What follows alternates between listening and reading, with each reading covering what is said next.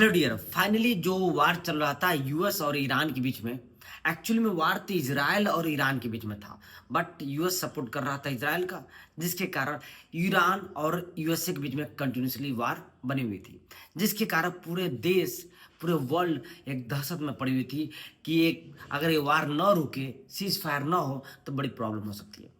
तो फाइनली अब वो सीज फायर अनाउंस कर दिया गया है, यूएस और ईरान के द्वारा बातें हुई और वो सीज फायर कर दिया गया। सीज फायर किया गया मतलब परमानेंटली नहीं किया गया।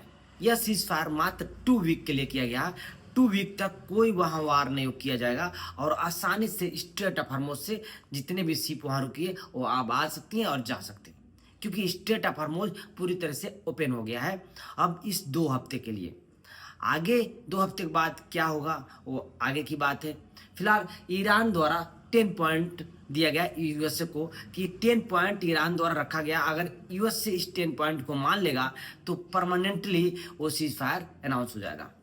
बट मुझे तो लगता है कि अब वो मान लिया ही जाएगा, क्योंकि इतनी वार में हमें नहीं लग रहा था कि यूएसए जल्दी मानेगा।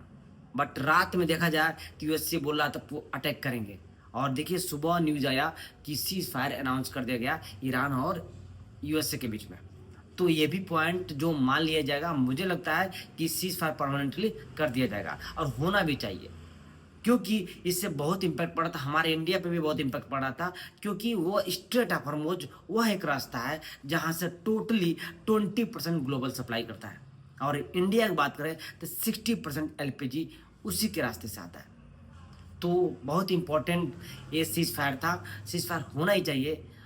आपकी क्या राय, कमेंट करें।